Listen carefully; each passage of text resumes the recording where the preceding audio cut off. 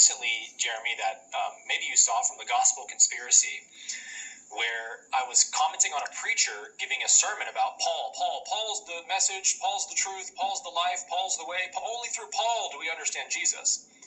And I'm showing, like, do you see how Christianity has gotten lost with someone else's teachings? And at the end, he's reading a passage from Paul where he's like, if anyone preaches to you another gospel, even if an angel from heaven descends to you and preaches to you a different gospel than the one I preach to you, let him be accursed. And the preacher says this with like ferocity, and you hear this applause from the audience. Yes, let them be accursed. And then the pastor goes into this, kind of tirade about they shall be destroyed, wasted, condemned, erased. And everyone's like, yeah. And I'm like, oh my gosh. Do you see how far we've fallen from the teachings of Jesus, that we're celebrating the cursing of others? Shouldn't that make us all somber inside and say, oh, Lord, please don't let them be cursed. Please let them find their way back to the truth. Yes, That's my energy for everybody. I refuse to hate or judge or condemn anybody in my mind. I don't care what they've done. If they literally have slithered out of a rock like a snake on the ground, I still wouldn't judge them like that. Because I see who somebody is in their deepest, innermost essence, which is God. The divine light of Christ is in everybody. But we got to help some of them awaken to it, and we can't help them awaken to the Christ by hating and judging them. So, I don't appreciate these takes from the sort of like, I don't know what you want to call it, truther movement, far-right movement, that tends to make enemies out of people. Mm-hmm. But with that being said, there's always a kernel of truth in something that someone's saying. Yeah. You just have to find what that kernel of truth is. And this clip, Alex quoted Hillary as saying, we should jail them for free speech or whatever. And some people would hear that and say, oh, look at this crazy, inflammatory, blah, blah, blah that he's saying. But it's like, no, actually, Hillary Clinton did say that. And I'm going to play the clip here for you. And it's important to look at these things because these are the things that wake people up. I've used this analogy of a breakup for the awakening of consciousness. This is why, although I don't get involved in the anger and enemy-making stuff that the truther movement does, Bill Gates, Hillary Clinton, not helpful, not interesting. But I don't judge it as a bad thing because I know that God is working through everything, everybody, everywhere they are. Every stage of consciousness has a purpose and should not be judged. It should just be seen for what it is. And it's not easy sometimes, Aaron. The thing is, like, you can't. You haven't been through what I've been through, but we all have our own path. People have to walk up every rung of the ladder one step at a time. So if somebody's living in victim consciousness or whatever, if they're on that lowest step of the ladder, there's no use in judging them for being on the lowest step. We should just lend a helping hand and help pull them up, right? And so I see, even though these things have some rhetoric I don't find loving or Christ-like, it doesn't bother me because I see the core of what's going on, which is what we showed of Alex Jones on stage, full of passion, thundering, roaring crowd responding to, he's tapping into some pretty solid spiritual principles there of karma and stuff. He even said something really interesting. He said, we've forced them out in the open. They're weak. The masks are off. And now the sleeping giant is awakened. And I like that. Like, that's a great attitude to have of like, no, we're not powerless. No, they don't own everything. No, their plans are not inescapable, blah, blah, blah. No, we've forced them out into the open, haven't we? Look at mainstream media. Completely crashed and tanked. Independent media has destroyed mainstream media, which was the number one propaganda funnel for the controllers. Like, they're losing their weapons all over the board. And from the desperation we've seen, we know that they're at least somewhat, if not full on, in a kind of panic mode of like, oh crap, people are waking up. People are realizing our strategies and having these huge conferences with millions of views on YouTube where Alex Jones and Tucker and whoever else, they're literally word for word explaining the strategies of these people step by step. That's the transparency they don't want.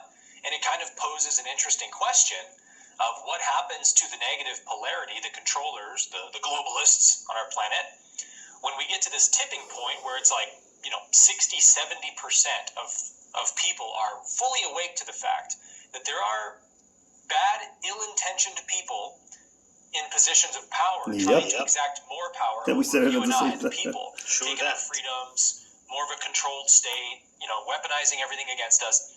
when we get to that point where like 70% of people know that, and every single agenda they try doesn't work because people don't participate, it's an interesting question to think about. Karmically, what do they do? Because we've talked about this a lot, right, Jeremy? The negative polarity has to walk a very fine balance, almost on a tightrope, because they have to infringe on free will to gain more power. But that means they have to do it by tricking people, deceiving people to agree with them. And they have to tell us what they're about to do before they do it. And the reason negative polarity does this is because they're fully aware of the laws of karma and that the universe does work based on the law of oneness that says any violation when you violate somebody else will always come back to you every single time. So if you want to avoid that happening, you have to get this person to willingly agree to go into the prison cell for you type of thing. It's not a curse. It's saying karma does get you, man. Which they've lost a ton of that from the mainstream media. And, you know, people are waking up to the fakeness of politicians more and more. So they're losing avenues, is what I'm saying, to trick us into agreeing with their plans. And then once most people aren't participating in their plans, what do? And I think, Jeremy, you'd probably agree with me on this, that these people are, again, way too desperate for power and control. They don't even know any other way of existing. Exactly. You know, when you are on the negative polarity, when you're going down that path, there isn't like a side quest or something. It's one thing. Power and control over others is the air I breathe, the water I drink, the food I eat. Everything revolves around this one task to gain power and control. And so if people aren't going along with your plans, and if you can't trick them into doing it with media and stuff, I love what he's going to say. And I think, Jeremy, what they're going to do is just say, F it, let's just do it anyway. That's what they're doing. They're too desperate for power, and then they're going to more... Yeah, they're in the States, but I just noticed something. I'll just briefly mention it. Besides Bill C-63, that's more in the past, and even the now they came up with a thing on the news today, just popped out. Children and people in I don't know if it's any detention, but in prisons are allowed. They don't have to go to court to be forced medication. So that's again a thing that I would not accept. But what do? It's the same thing. Like I said, what do I do if they make up another warrant? Like when they made up the warrant, I knew it was illegal. But this is what I'm saying. I actually am living even scenarios that even these people on the podcast haven't dealt with, like especially not in their personal life. So as much as I am similar to Aaron, that I don't judge and I don't take sides either politically or I've learned in the last 6 months or a year, I've learned to forgive even people that actually physically harm me. Has not been easy. And I mentioned something with the Dalai Lama, what he was talking about, somebody he spoke to that was in the prisons when the Tibet got taken over quite a few years back. So the idea that it was harder for him to forgive, because when someone hurts you physically, they don't leave you a way out. And since we are living mostly from fight or flight to live a physical experience, it's harder to forgive physical crime, especially in my case when it's been done every day. That's why I say, and that's why I think even, I don't want to go back into my testimonials, but there's so much that I want to say, but I'm going to hold off saying it because I don't want to be me. Only when necessary, I become a little bit like in a not polarized, but just having to, like him. He says, it's like me. I'll give another example. He speaks about Trump. I said, what the heck is this? As soon as I'm into power, I'm going to bomb the shit out of Iran. Trump, that's not something I would look at him. That's a no-no, man. And they have access to nuclear weapons, and they have friends with North Korea, and in fact, there were threats recently. Nobody wins in a global war. Nobody wins nowadays with all the nuclear weapons. And I don't want to get into that, but let's just see this podcast, because sometimes I jump the gun, and I'm trying not to be as minimalist, even though I would have a lot of reasons to be in a testimonial mode. I try not to be. Maybe for the near future if it's necessary. So, oh my God. So, more egregiously violate free will in doing so, because you've got the vast majority of the population being like, no, we're not taking that jab. No, we're not using that real ID. No, we're not using that CBDC. And they're going to try to force it down our throats. And that's when the laws of the universe will sweep in to not rescue us, but to help balance the scales a little bit. Because the universe doesn't say what, but see, he's not saying how the universe. See, my dear Montreal, he does not say how the whatever he's saying.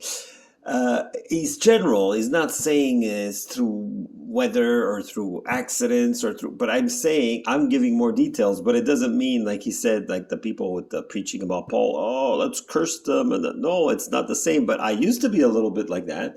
But that's it. It's all in stages. Because me, I'm going through. Like I said, if everything in my life was perfect, like physically challenged to the minimum, I would still have. I'm not going to bother explaining. I think people get it. I have certain challenges already health-wise. I don't need people trying to hurt me physically or even tormenting me or making up false accusations. So this is what I mean. So anyways, let's go on with the video. I'm sorry if I went to a bit of a more of a testimonial. Get them to agree with you, but if they don't, you're in for it. And I think a big part of why the controllers, haven't gotten all that exposed or, in trouble, whatever you want to say, is because they have gotten a lot of the tacit agreement from the public. They have gotten people to buy into their agendas and fall for their tricks. And I think that time is dwindling very quickly for them. And clips like this are evidence of that, right? You bring up a few really good points. Part of what you're speaking to is... Okay, so this was just a teaser. You see it if you want more. Also, because I don't know if it's going to even upload. But you see what he says. They know about the karma. That's what I'm saying.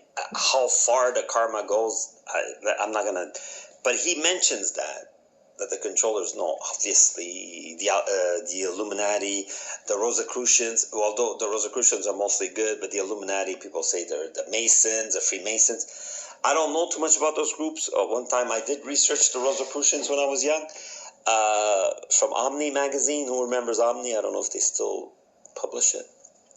So that's it. This was just a teaser, and I tried not to go at all, even though I hope I won't have reasons to have to do more testimonials. And yeah, I already do, but I'm trying to always try to find ways of, like he says, I just don't see enemies, but it's always challenging when you're... Very challenging. See, I'm talking to myself.